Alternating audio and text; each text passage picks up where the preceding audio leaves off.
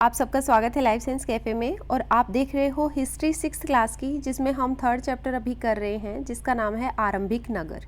किसी किसी बुक में चैप्टर दूसरा है। आप मुझे बता दें कि आपको वो चैप्टर भी अगर चाहिए है तो मैं उसको भी अच्छे से आपको पढ़ा दूंगी, और फिर हम ये जैसे ही कंप्लीट होगा हम इसके शॉर्ट नोट्स करेंगे। ठीक है, देखो, पुराने भवन का संरक्षण। यहाँ पे आरंभिक नगर की बात कर रहे हैं, मतलब बहुत पुराने कोई नगर जो शुरू के रहे होंगे, जैसे पाषाण काल में आपने देखा कि किस तरह से मानव सभ्यता विकसित होनी शुरू हो गई थी, कैसे लोगों ने औजारों से अपना खाना और कुछ भी संरक्षण करना शुरू कर दिया था। एनिमल्स का, पशुओं का जो है वो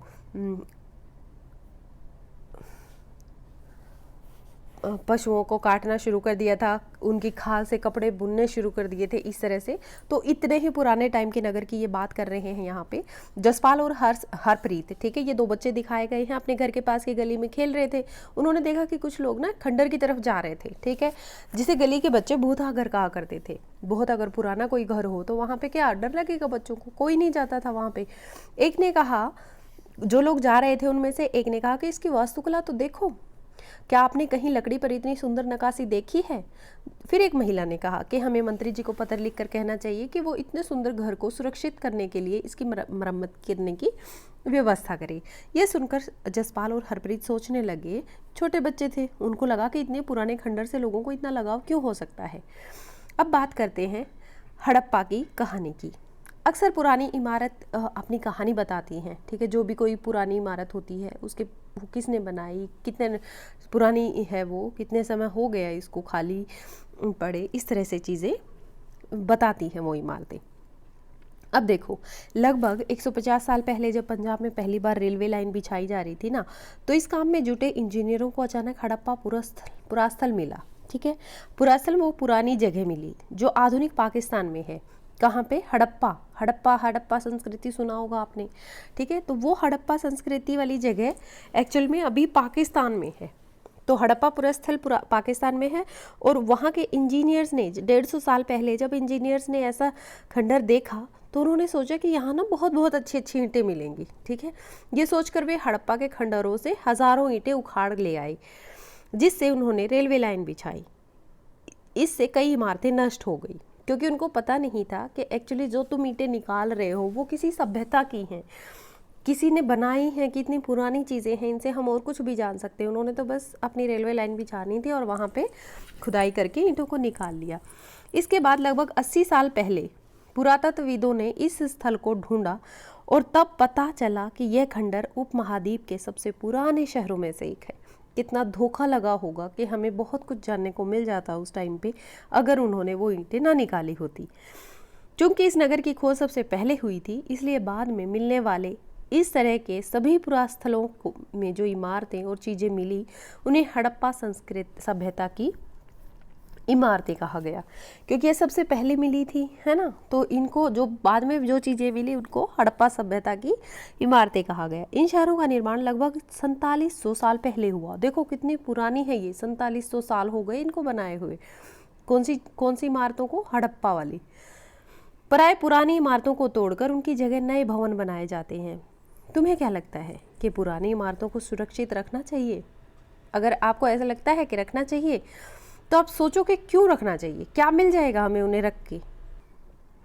देखो, जो पुराने नगर मिले हैं उनकी क्या खास बात थी, कहाँ मिले हैं ये नगर आधुनिक पाकिस्तान के पंजाब और सिंध प्रांतों, भारत के गुजरात, राजस्थान, हरियाणा और पंजाब प्रांतों में मिले हैं। कहाँ कहाँ मिले हैं? पाकिस्तान के तो पंजाब और सिंध, और भारत में गुजरात, राजस्थान और हरियाणा और पंजाब में भी। तो इन सभी स्थलों से पुरातत्वविदों को अनोखी वस्तुएं मिली। कौन सी वस्तुएं मिली हैं? जैसे लाल मिट्टी के बर्तन मिले, उनके ऊपर काले चित्र भी बने हुए थे। फिर पत्थर के बाट जो होते हैं ना, जैसे वजन तोलने के लिए। फिर मोहरें, मतलब उस टाइम के जो पैसे होते थे। फिर मन के, फिर तांबे के उपकरण और पत्थर पर के लंबे ब्लेड आदि, ठीक है, ये चीज़ें मिली थी। अब है इन नगरों की क्या विशेषताएं थी, क्या चीज़ होती थी इन नगरों में खास। इन नगरों में से कई को 2 या 2 से ज़्यादा हिस्सों में विभाजित किया गया था, मतलब पूरा एक नगर 2 हिस्सों में बांट दिया गया, ठीक है। प्राय पश्चिम भाग छोटा था, ये क्या है हमारा ईस्ट, ये क्या है वेस्ट। तो ये वाला भाग छोटा था, आप इतना ही लगा लो, ठीक है, लेकिन ऊंचाई पर बना हुआ था। तो ये थोड़ा सा ऊंचा था, ठीक है, लेकिन क्या था, छोटा था। और पूर्वी हिस्सा बड़ा था लेकिन निचले इलाके में था। ये बड़ा भी है और देखो इससे थोड़ा सा नीचे भी बना हुआ है। फिर ऊंचाई वाले भाग को पुरातत्वविदों ने नगर दुर्ग कहा। इसको क्या कहा, नगर दुर्ग, क्योंकि जो पश्चिम में था और जो छोटा था, थोड़ा सा ऊंचा था, उसको नगर दुर्ग कहा। ये चीज़ें आप याद कर लेना, इसलिए मैं थोड़ा सा यहाँ पे ऐसे ड्रॉ करके दिखा रही हूँ आपको, ठीक है। और जो नीचा हिस्सा था, नीचे वाला हिस्सा था, उसको कहा निचला नगर। दोनों हिस्सों की चार दीवारियां पक्की ईंटों की बनाई गई थी। मतलब ये पूरा नगर है, इसकी चार दीवारी है, उसकी ईंटें जो थी उस चार दीवारी की वो बहुत पक्की थी। इसकी ईंटें इतनी पक्की थी कि हजारों सालों बाद आज तक उनकी चार दीवारें खड़ी रहीं। दीवार बनाने के लिए ईंटों की चिनाई इस तरह करते थे जिससे कि दीवारें खूब मजबूत रहें। मतलब उस नगर को कोई खदेड़ने का काम करे तो वो फेल हो जाए उसमें, ठीक है। कुछ नगरों के नगर दुर्ग, अब याद रखो आप, नगर दुर्ग क्या था, पश्चिम वाला हिस्सा जो कि थोड़ा सा ऊंचा था। नगर दुर्ग में कुछ खास इमारतें बनाई गई थी, ठीक है। आप नगर दुर्ग की इमारतों को कैसे याद रखोगे, क्योंकि वो ऊंचा हिस्सा था, मतलब वहाँ इमारतें थी। ऐसे आप याद करने की ट्रिक कर लो कि जहाँ इमारतें थी वो ऊंचा था और वो पश्चिम वाला था। मिसाल के तौर पर मोहनजोदड़ो में खास तालाब बनाया गया था जिसे पुरातत्वविदों ने महान स्नानागार कहा है। महान स्नानागार क्यों कहा है, क्योंकि इस तालाब को बनाने में ईंट और प्लास्टर का इस्तेमाल किया था। इसमें पानी का रिसाव रोकने के लिए प्लास्टर के ऊपर चारकोल की परत चढ़ाई गई थी। देखो कितने प्रबंध किए थे उन्होंने उस टाइम पे कि पानी नीचे ना चला जाए, इसलिए चारकोल और प्लास्टर को मिला के यूज़ किया था। इस सरोवर में दो तरफ से उतरने की सीढ़ियाँ थी, ठीक है। एक सरोवर बना दिया, यहाँ से भी टिक टिक टिक उतर सकते हो और यहाँ से भी, ठीक है। चारों ओर कमरे बनाए गए थे। अब यहाँ पे चारों तरफ रूम्स हैं, चारों तरफ, ठीक है। यहाँ पे मैं ये स्क्वायर में नहीं बना रही हूँ, जल्दी से बन जाता है इसलिए। इसमें भरने के लिए पानी कुएं से निकाला जाता था, उपयोग के बाद इसे खाली कर दिया जाता था। शायद यहाँ विशिष्ट नागरिक विशेष अवसरों पर स्नान करते थे। मतलब बहुत बड़े बड़े जो नागरिक हो, बहुत मान्य हो, जैसे राजा रानी या फिर और कोई दरबार के ही लोग, विशिष्ट नागरिक इस पे नहाते थे। कालीबंगा और लोथल जैसे अन्य नगरों में अग्निकुंड मिले हैं। जैसे कहीं कहीं स्नानागार मिल गए और कहीं कहीं अग्निकुंड मिले हैं जहाँ संभवतः यज्ञ किए जाते होंगे, ठीक है। तो वो लोग इसका मतलब पूजा पाठ भी करते थे। हड़प्पा, मोहनजोदड़ो और लोथल जैसे कुछ बड़े नगरों बड़े बड़े भंडार गृह मिले हैं, ठीक है। भंडार गृह भी मिले हैं, मतलब जहाँ पे स्टोर करके रखा जा सकता है, ठीक है। अब देखो ये चीज़ें दिखाई गई हैं। देखो सिंधु वाला ये उस चैप्टर में भी था कि उसकी सहायक नदियाँ कौन सी हैं, तो यहाँ पे दोबारा से आप देखोगे तो आपको याद हो जाएगी झेलम, चेनाब, रावी, और यहीं पे जो है हड़प्पा संस्कृति भी है, ठीक है। तो ये चीज़ आप ध्यान से देखा करो। हर बार अगर आप देखोगे, देखो इस तरह से स्नानागार था, दोनों तरफ से सीढ़ियाँ हैं, यहाँ से भी जा सकते हो, यहाँ से भी जा सकते हो। और इसमें किस तरह का प्लास्टर और क्या क्या यूज़ हुआ था वो बताया था। और ये देखो चारों तरफ कमरे भी हैं, फिर इसको खाली कर दिया जाता था।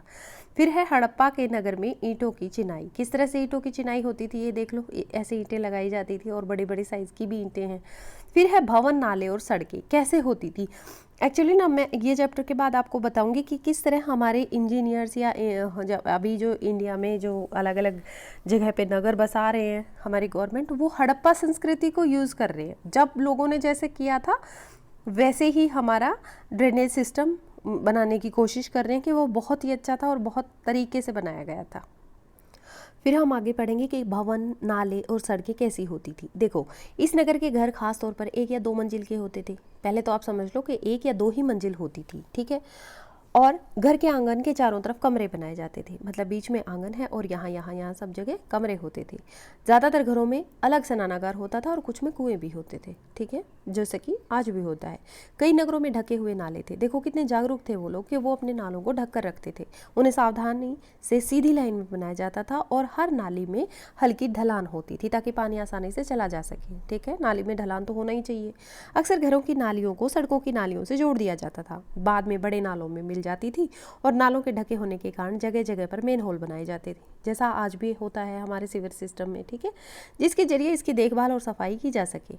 घर, नाले और सड़कों का निर्माण योजनाबद्ध तरीके से एक साथ किया जाता था, ठीक है। तो आप समझ लो कि आज के जो इंजीनियर्स हैं, आज की जो हमारे नगरों में जो होता है वो तब से इंस्पायर हैं। वो लोग कितने जागरूक थे उस टाइम पे, उन्होंने इतना अच्छा काम किया था। फिर नगरीय जीवन की हम बात करते हैं। हड़प्पा के नगरों में बड़ी हलचल रहा करती थी। यहाँ पर ऐसे लोग रहते थे जो नगर की खास इमारतें बनाने की योजना में जुटे रहते थे। ये संभवतः यहाँ के शासक थे। यह भी संभव है कि ये शासक लोगों को दूर दूर तक भेजते थे ताकि वो बहुमूल्य चीज़ें जैसे क्या है पत्थर और धातु या कुछ अन्य चीज़ें मंगवा सके उन लोगों से। शायद शासक लोग खूबसूरत मनकों और सोने चांदी से बने आभूषणों जैसी कीमती चीज़ों को अपने पास रखते होंगे। इन नगरों में लिपिक भी होते थे, लिपिक जो लिखते हैं, जो मोहरों पर भी लिखते थे और शायद कुछ और चीज़ों पर भी लिखते होंगे जो अभी बच नहीं पाई, जिसे हम नहीं देख सकते। इसके अलावा नगरों में शिल्पकार स्त्री पुरुष भी रहते थे, ठीक है, जो घरों तथा अन्य उद्योग स्थल पर तरह तरह की चीज़ें बनाते होंगे। लोग लंबी यात्राएं करते थे और वहाँ से उपयोगी वस्तुएं लाते थे, साथ ही लाते थे सुदूर देशों से किस्से कहानियाँ। मिट्टी से बनाए गए खिलौने भी मिलते थे जिनसे बच्चे खेलते थे, ठीक है। तो देखो ये वाली थी नाली का सिस्टम जो नगरों से मतलब पानी लेकर आती थी और फिर मेन जो नाला होता था उसमें मिल जाती थी और इनको ढक कर रखते थे। इस तरह से होते थे घरों में कुएं। और फिर ये देख सकते हो कि एक मोहर है, इस पे कुछ भाषा लिखी हुई है, विशेष लिपि लिखी है जिसको अब तक पढ़ नहीं पाए हैं हमारे पुरातत्वविद। और ये है मिट्टी के खिलौने, इस तरह के खिलौने बनते थे, तब बच्चे उनसे खेलते थे। फिर नगर और नए शिल्प। देखो अब हम करेंगे कि जो पुराने समय में हड़प्पा संस्कृति से जो चीज़ें मिली थी, ठीक है, उनमें क्या क्या था। उसमें अधिकतर पत्थर थे, शंख थे, तांबे, कांसे, सोने और चांदी जैसी धातुएं मिली थी, ठीक है। तांबे और कांसे के औजार, हथियार, गहने और बर्तन बनाए गए थे। किस किस से? तांबे से और कांसे से, ठीक है। क्या बने थे? औजार, हथियार, गहने और बर्तन। सोने और चांदी से गहने और बर्तन बनाए जाते थे, जैसा आज है बिल्कुल वैसा ही पहले था। सोने और चांदी के बर्तन भी होते थे और गहने तो होते ही थे। यहाँ मिली सबसे आकर्षक वस्तुओं में मनके, बाट और फलक हैं, ठीक है। जैसे ऊपर के बाट देखो कितने ध्यान से और उपयुक्त तरीके से इन बाटों को बनाया गया है। इन्हें चर्ट पत्थर से बनाया गया है। तो ये याद रख लो आपके चर्ट पत्थर क्या होता है, जिससे बांट बने हैं। इन्हें शायद बहुमूल्य पत्थर और वस्तुओं को तोलने के लिए बनाया गया होगा। फिर बीच में देखो आप मनके, इनमें से कई कार्निलियन पत्थरों के बनाए गए हैं। पत्थरों को काट और तराश कर उनके मनके बनाए गए हैं। इनके बीच छेद किए गए हैं ताकि धागा डालकर माला बनाई जा सके। फिर बाएं में पत्थर के धारदार फलक, फिर दाएं में कढ़ाईदार वस्त्र, ठीक है। इस तरह से चीज़ें मिली हैं। हड़प्पा सभ्यता के लोग पत्थर की मोहरें बनाते थे। उन्हें इन आयताकार मोहरों पर सामान्यतः जानवरों के चित्र मिलते थे, ठीक है। तो वो मतलब जानवरों से उनका लगाव था। हड़प्पा सभ्यता के लोग काले रंग के डिज़ाइन किए हुए खूबसूरत लाल मिट्टी के बर्तन बनाते थे, ठीक है। पेज नंबर 6 पे आप देख लेना। फिर अध्याय 2 में तुम जिन गाँव के बारे में पढ़ चुके हो ना, वहाँ भी धातु का प्रयोग होता था। क्या वे पत्थर के बाट बनाते थे? नहीं ना, हमने तो अभी पढ़ा है कि पत्थर के बाट भी बनते हैं। देखो लगभग 7000 साल पहले मेहरगढ़ कहाँ है? पाकिस्तान में। मेहरगढ़ में कपास की खेती होती थी। 7000 साल पहले कपास की खेती होती थी।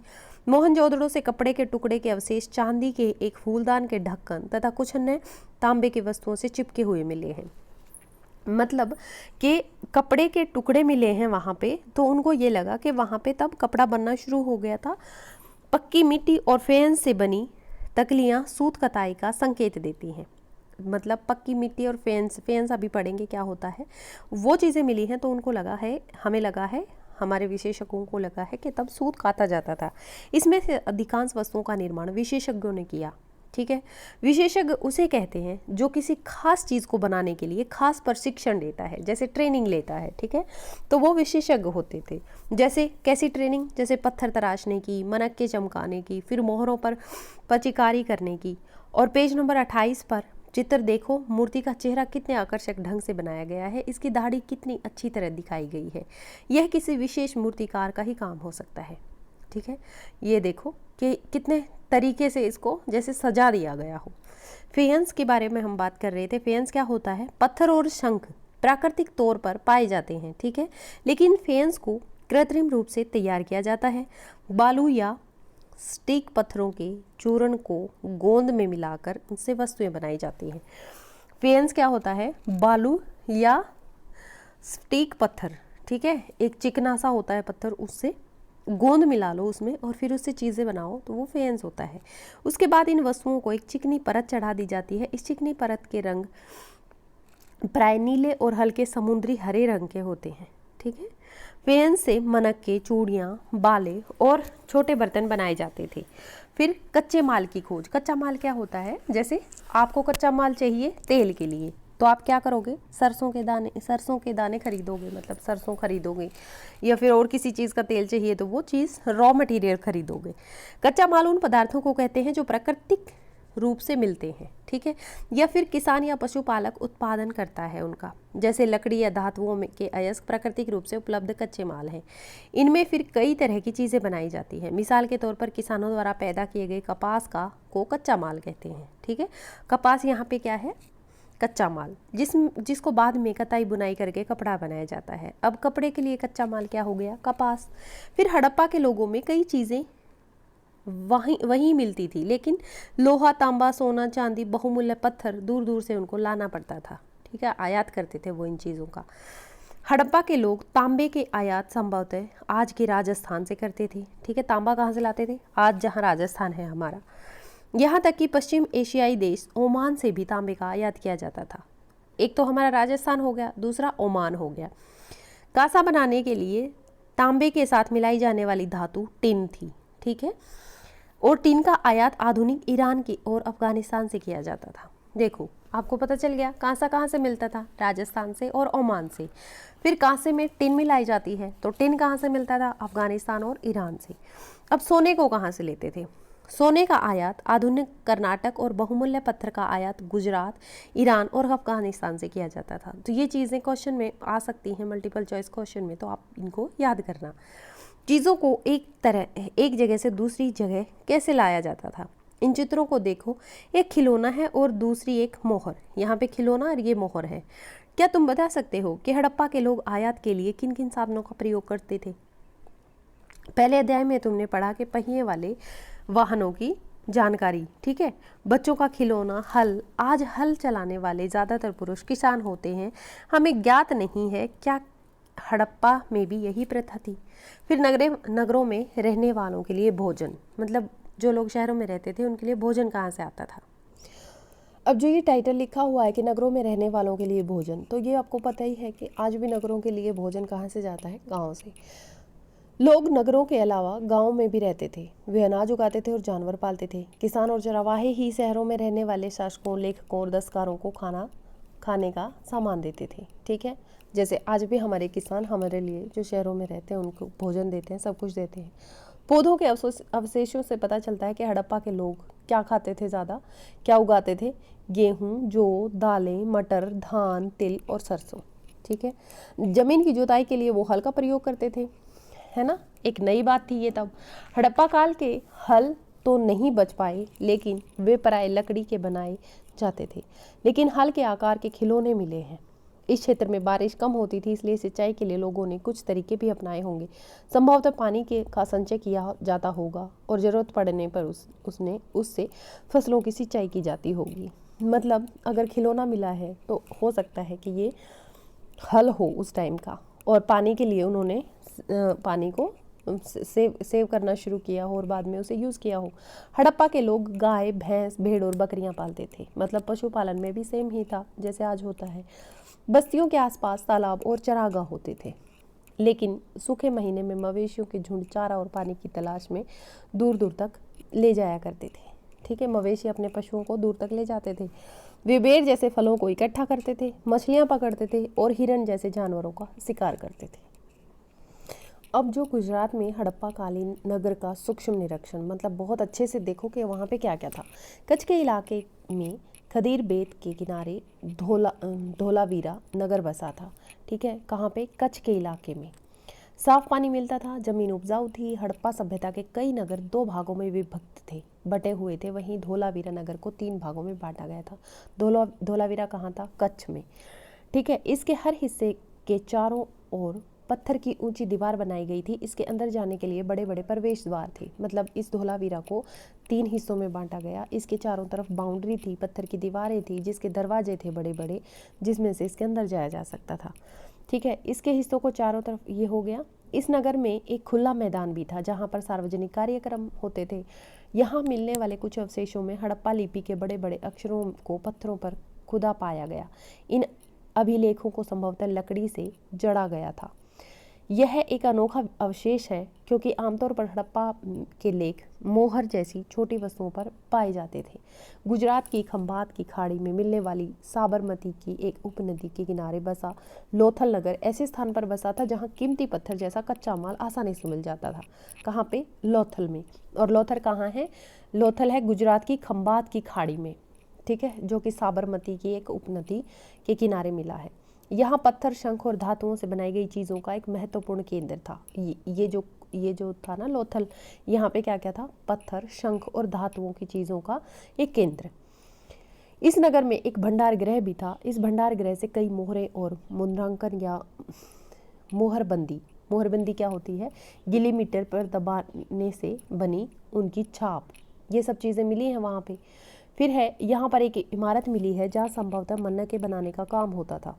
पत्थर के टुकड़े, अधबने मनके बनाने वाले उपकरण और तैयार मनके भी यहाँ पे मिले हैं। मतलब ये वहाँ मनके बनाने की जगह ही थी। अब क्या होता है? मोहर और मुद्रा या मुद्रांकन या मोहरबंदी। मोहरों का प्रयोग सामान से भरे उन डिब्बों या थैलों को चिन्हित करने के लिए किया जाता था जिन्हें एक जगह से दूसरी जगह भेजा जाता था। जैसे हम पैकिंग करते हैं ना, उस टाइम पे मोहर उस पैकिंग को करने के लिए किया जाता था। थैले को बंद करने के बाद उनके मुहानों पर गीली मिट्टी पोत कर उन पर मोहरें लगाई जाती थी। मोहर की छाप को मोहरबंदी कहते हैं। मतलब अगर ये मोहर है राजा की या किसी की भी, तो इसको उसकी एक मोहरबंदी कहते हैं। अगर आप छाप टूटी हुई होगी तो आप समझ लेना कि वो मतलब छेड़छाड़ हुई है उस सामान के साथ, इसलिए मोहरबंदी की ज़रूरत पड़ती थी। अब है सभ्यता का अंत का रहस्य। लगभग 2900 साल पहले एक बड़ा बदलाव देखने को मिला है। अचानक लोगों ने इन नगरों को छोड़ दिया। लेखन, मोहर, बाटों का प्रयोग बंद हो गया। दूर से कच्चे माल का आयात काफ़ी कम हो गया। मोहनजोदड़ो में सड़कों पर कचरे के ढेर बनने लगे। जल निकासी प्रणाली, जो मतलब नालियाँ बनाई थी उन्हें ढका गया था, वो सारी भी टूट गई। फिर नगर थे वहाँ पर झुग्गीनुमा घर बनाए गए। ये सब क्यों हुआ होगा आप सोच सकते हो। कुछ विद्वानों ने ऐसे कहा है कि नदियाँ सूख गई होंगी, कुछ का कहना है कि जंगल कट गए होंगे। कोई और कारण भी हो सकता है कि ईंट बनाने के लिए ईंधन की ज़रूरत पड़ी होगी। तो फिर इसके अलावा मवेशियों के बड़े बड़े झुंडों से चरागाह और घास वाले मैदान समाप्त हो गए। ठीक है, जो मवेशी होते थे उनके लिए घास भी तो होना चाहिए। कुछ इलाकों में बाढ़ आ गई, लेकिन ये कारण स्पष्ट नहीं करता कि सारे ही नगर एक साथ खत्म हो गए, अंत हो गया। क्योंकि बाढ़ और नदियां अगर आती हैं तो सूखने का असर कुछ इलाकों में होना चाहिए, लेकिन यहाँ तो पूरा ही सभ्यता ही नष्ट हो गई। ऐसा लगता है कि शासकों का नियंत्रण समाप्त हो गया था। जो भी हुआ हो, परिवर्तन का असर बिल्कुल साफ दिखाई देता है। आधुनिक पाकिस्तान में सिंध और पंजाब की बस्तियां उजड़ गई थी। कई लोग पूर्व और दक्षिण के इलाकों में नई और छोटी बस्तियों में जाकर बस गए थे। इसके लगभग 1400 साल बाद नए नगरों का विकास हुआ। फिर कौन से नगरों का विकास हुआ, ये अध्याय 5 और 8 में पढ़ेंगे। अन्यत्र और क्या है इसमें? अपने एटलस में मिस्र ढूंढो। नील नदी के आसपास वाले इलाके को छोड़कर मिस्र का अधिकांश भाग रेगिस्तान में है। ठीक है, मिस्र का भाग कहाँ है? रेगिस्तान में। लगभग 5000 साल पहले मिस्र में शासन करने वाले राजाओं ने सोना, चांदी, हाथी दांत, लकड़ी और हीरे जवाहरात लाने के लिए अपनी सेनाएं दूर दूर तक भेजी। उन्होंने बड़े बड़े मकबरे बनवाए जिसे पिरामिड कहते हैं। ये फोटो देख रहे हो, ये पिरामिड है। पिरामिड के नाम से इसे जाना जाता है। राजाओं के मरने के बाद उनके शवों को इन्हीं पिरामिड में दफनाकर सुरक्षित रखा जाता था। इन शवों को मम्मी कहा जाता था। ठीक है, उनके शवों के साथ और भी सामान चीज मतलब रखा जाता था, जैसे खाने का हो, कुछ कपड़े हो, गहने हो, बर्तन हो, वाद्य यंत्र बजाने का भी कुछ, या फिर हथियार भी, जानवर भी, और कभी कभी तो शव के साथ उनके सेवक और सेविकाओं को भी चलता बनाया जाता था। आप सोचो कि दुनिया के इतिहास में शवों को दफनाने की परंपरा को देखते हुए मिस्र में सबसे ज़्यादा धन दौलत खर्च किया जाता था। आप सोच कर बताओ कि मरने के बाद उन राजाओं के साथ इन सामान की कोई ज़रूरत है? सामान तो सामान, सेवक सेवकाओं की भी कोई ज़रूरत है क्या? फिर उपयोगी शब्द ज़रूर पढ़ा करो। नगर क्या है? नगर दुर्ग क्या है? शासक क्या है? लिपिक क्या है? मोहर, शिल्पकार, धातु विशेषक, कच्चा माल, हल और सिंचाई। ये उपयोगी शब्द हैं बहुत ज़्यादा, और जहाँ जहाँ उपयोग हुआ है अपने और कुछ नहीं तो कम से कम इस चैप्टर के अकॉर्डिंग 2-2 लाइनें तो बनाकर लिखा करो। और अगर आपको हिस्ट्री, जियोग्राफी, सिविक्स और मैथ्स, साइंस जो भी पढ़ना है मुझे कमेंट करके बताएं, और अपने फ्रेंड्स के साथ भी ज़रूर शेयर करें।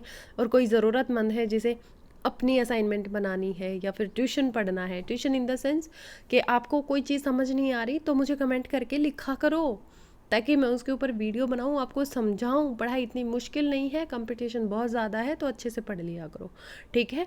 और अगर आपका मन करता है तो चैनल भी सब्सक्राइब कर दो, और अगर वीडियो अच्छी लगी है तो इसे लाइक भी कर दो। Thank you.